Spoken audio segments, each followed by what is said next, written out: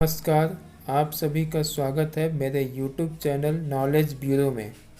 आज के इस वीडियो में मानव विकास के स्तंभ, मानव विकास के उपागम, मानव विकास का मापन और अंतर्राष्ट्रीय तुलनाएं का अध्ययन करें। नमस्कार, गुड मॉर्निंग स्टूडेंट। आज हम लोग मानव भूगोल के मूल सिद्धांत के चौथा चैप्टर मानव विकास का अध्ययन करेंगे, जिसमें से मानव विकास के बारे में हम लोग पिछले वीडियो में जान चुके थे। आज के वीडियो में हम लोग चर्चा करेंगे मानव विकास के 4 स्तंभ, इनका चर्चा आज हम लोग करेंगे। मानव विकास के 4 स्तंभ। तो सबसे पहले हम लोग देखते हैं कि मानव विकास के 4 स्तंभ कौन कौन से हैं। पहला समता, मानव विकास के 4 स्तंभ। पहला समता, दूसरा सतत पोषणीयता, तीसरा उत्पादकता, चौथा सशक्तिकरण।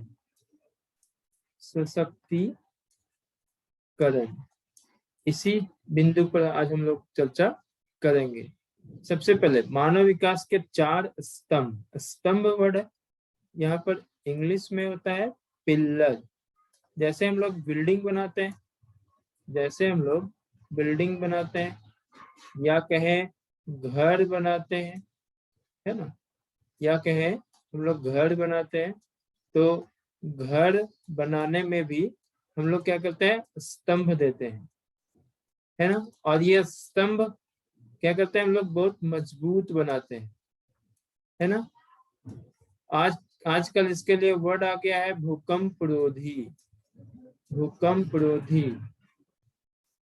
मतलब भूकंप में भी हमारा घर नहीं टूटेगा।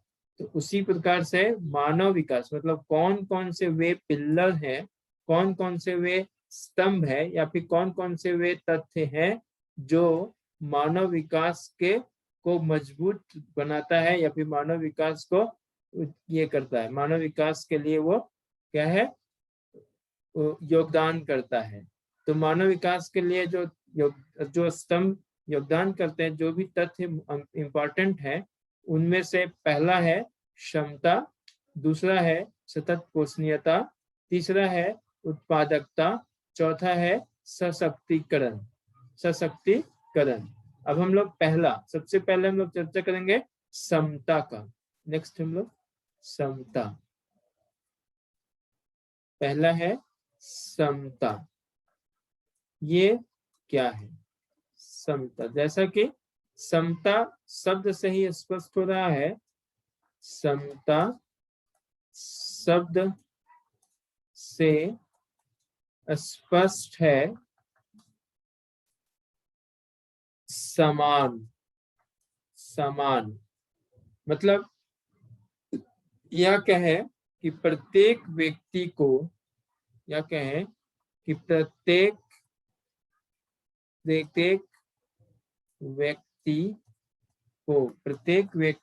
को उपलब्ध अवसरों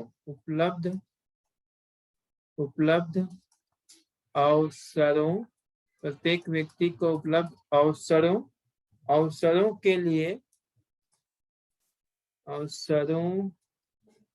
लिए प्रत्येक व्यक्ति को उपलब्ध अवसरों के लिए समान पहुंच।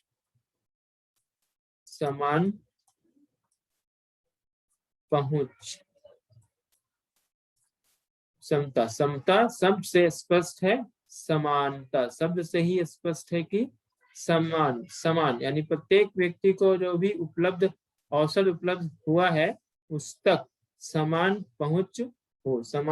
ठीक है, समान पहुंच की व्यवस्था समान पहुंच की व्यवस्था करना, समान पहुंच की व्यवस्था करना, लोगों को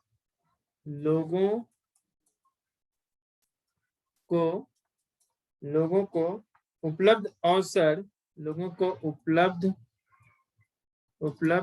अवसर, लोगों को उपलब्ध अवसरों, लिंग प्रजाति,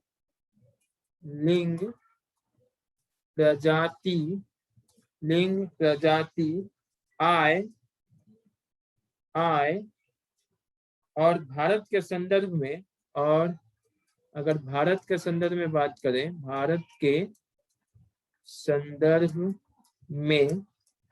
संदर्भ में जाति के भेदभाव के विचार, जाति के भेदभाव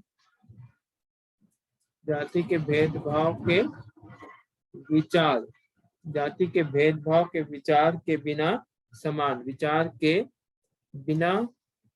समान होने चाहिए,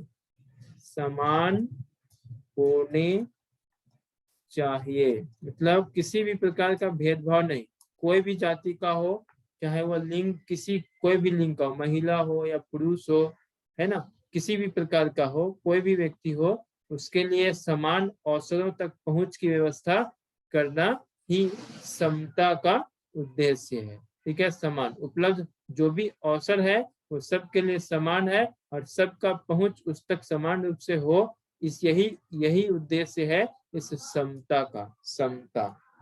समता है। ओके, नेक्स्ट है, तो ये समता मतलब जो भी कुछ अवसर उपलब्ध करवाया गया है जीवन जीने के लिए, इस तक समान पहुंच, चाहे उसका लिंग कुछ भी हो, चाहे उसका जाति कुछ भी हो, चाहे वो किसी भी धर्म का हो, मतलब बिना कोई भेदभाव किए, बिना कोई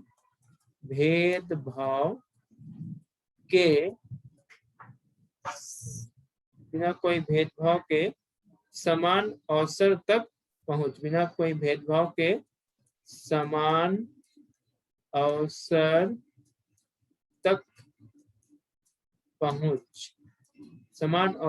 पहुंच होनी चाहिए, यही समता का उद्देश्य है। समता यही बताता है।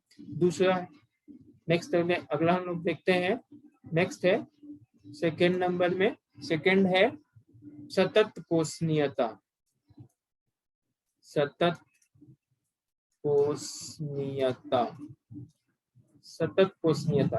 पोषणीयता इसमें क्या है, कंटिन्यूटी है,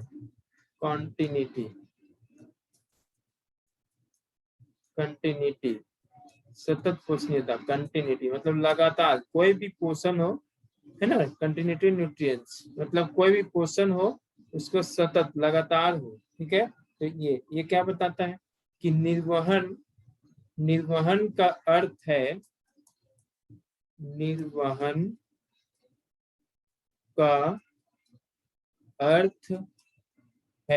निर्वहन का अर्थ है अवसरों की उपलब्धता में निरंतरता, अवसरों की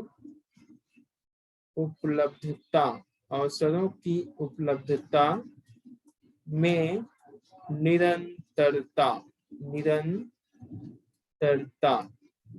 कंटिन्यूटी, निरंतरता, अवसरों की उपलब्धता में निरंतरता,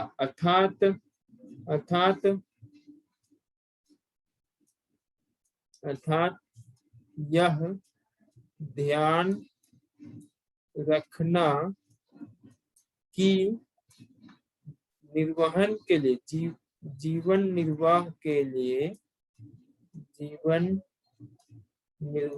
लिए जो भी अवसर उपलब्ध करवाए गए हैं, जो भी अवसर उपलब्ध है उसका प्रयोग भावी पीढ़ी को ध्यान में रखकर, ध्यान में रखकर किया जाए। इसमें कंटिन्यूटी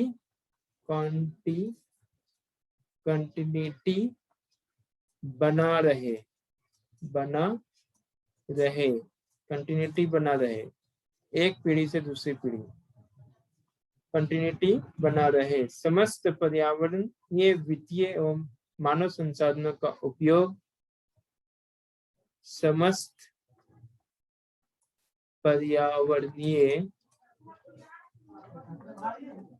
वित्तीय, समस्त पर्यावरणीय, वित्तीय एवं मानव संसाधनों का उपयोग, मानव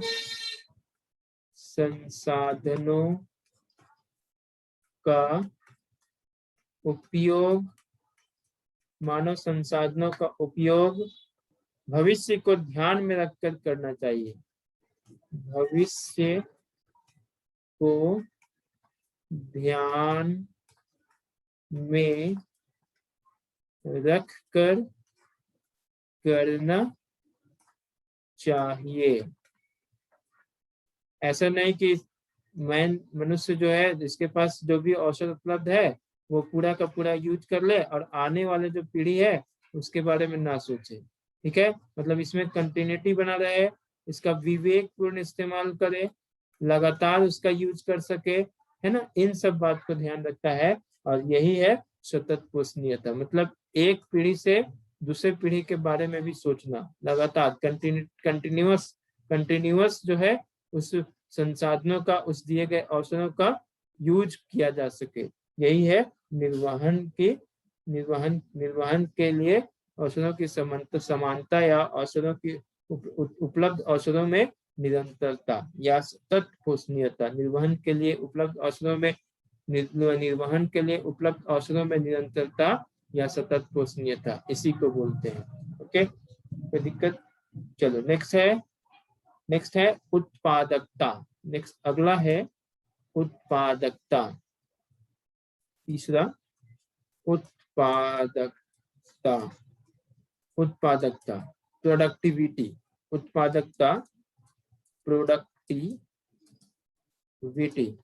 उत्पादकता। ये क्या है उत्पादकता? इसका अर्थ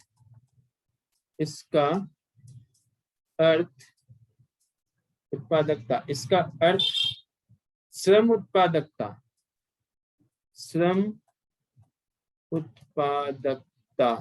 इसका अर्थ श्रम उत्पादकता अथवा मानव कार्य के संदर्भ में उत्पादकता। श्रम उत्पादकता अथवा मानव कार्य के संदर्भ में उत्पादकता, मानव कार्य के संदर्भ में उत्पादकता है। लोगों में क्षमताओं का निर्माण करके, अब ये जो श्रम उत्पादकता या मानव कार्य के संदर्भ में उत्पादकता, ये कैसे बढ़ाया जा सकता है? तो यह लोगों में क्षमताओं का निर्माण करके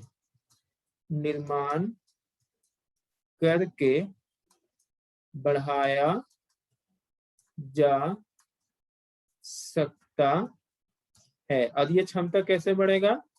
तो उसे श्रम को प्रशिक्षित करके, है ना, जो श्रम करने वाले श्रमिक होते हैं, इनको प्रशिक्षण दे करके, है ना, प्रशिक्षण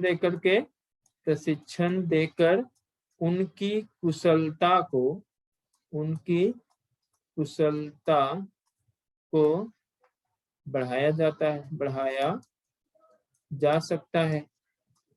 तो इस प्रकार से ये उत्पादकता बढ़ाया जा सकता है, संदर्भ में उत्पादकता। तो ये हुआ।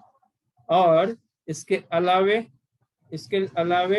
उसको उनके लिए काम करने का या फिर उनके ज्ञान को बढ़ाने का अवसर उपलब्ध करवाकर वही प्रशिक्षण हुआ। यही प्रशिक्षण यानी उनके उनके लिए ज्ञान बढ़ाने का बेहतर अवसर, ज्ञान बढ़ाने का बेहतर अवसर या बेहतर चिकित्सा सुविधा, बेहतर अवसर या बेहतर चिकित्सा सुविधा, बेहतर चिकित्सा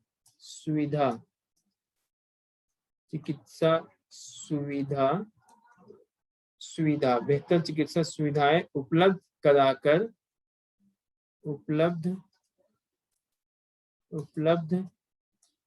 कराकर उनकी क्षमताएं, कार्य क्षमता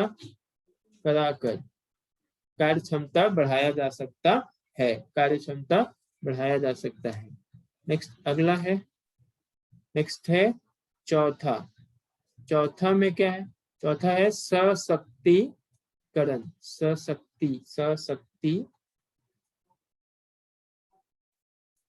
सशक्तिकरण, एम्पावरमेंट भी बोल सकते हैं, सशक्तिकरण। इसमें क्या है कि इसका अर्थ है अपने विकल्प चुनने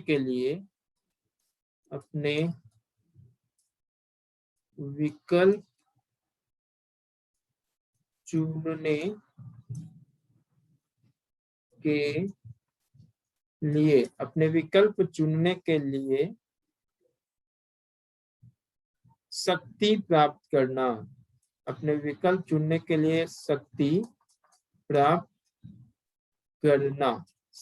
प्राप्त करना। ऐसी शक्ति बढ़ती हुई स्वतंत्रता और क्षमता से ही आती है। ऐसी शक्ति बढ़ती हुई स्वतंत्रता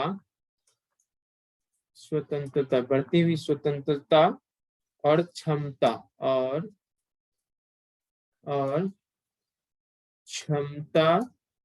से ही आती है। लोगों को सशक्त करने के लिए, लोगों को सशक्त करने के लिए, लोगों को सशक्त करने के लिए सुशासन एवं लोकोन्मुखी, सुशासन एवं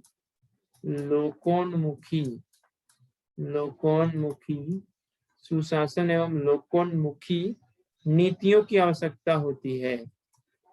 नीतियों की आवश्यकता होती है। सशक्तिकरण मतलब सीधे विकल्प में, इसके विकल्प को बढ़ाना मतलब मनुष्य को इस योग्य बना दिया जाए।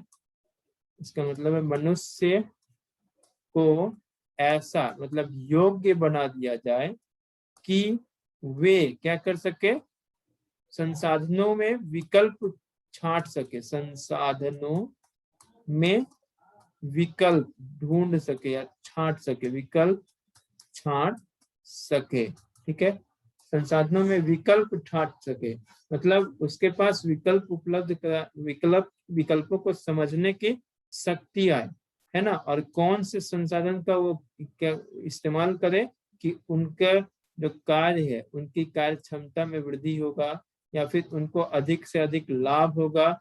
इन सभी बातों को बताता है सशक्तिकरण। विकल्प चुनने का शक्ति प्राप्त करता है कि कौन से विकल्प से कि उसको ज्यादा फायदा है, और ये है। ठीक है, तो ये है सशक्तिकरण। तो ये हुआ मानव विकास के 4 स्तंभ।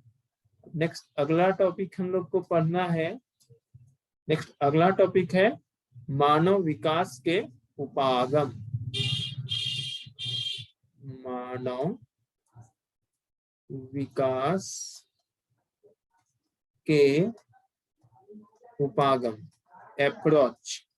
Approach of human development, approach of human development, approach of human development. तो कौन कौन से अप्रोच है? तो इसके मुख्य रूप से 4 अप्रोचों का पता लगाया गया है। 4 अप्रोच। पहला है, फर्स्ट है आय उपागम, आय उपागम, जिसको इनकम अप्रोच भी कह सकते हैं, इनकम अप्रोच। दूसरा है कल्याण उपागम,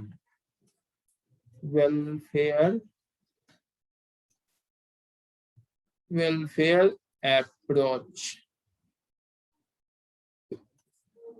और तीसरा है आधारभूत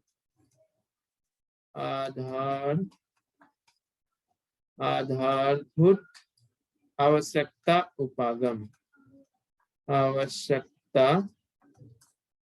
उपागम, ठीक है। आवश्यकता आधारभूत फंडामेंटल नीड्स अप्रोच,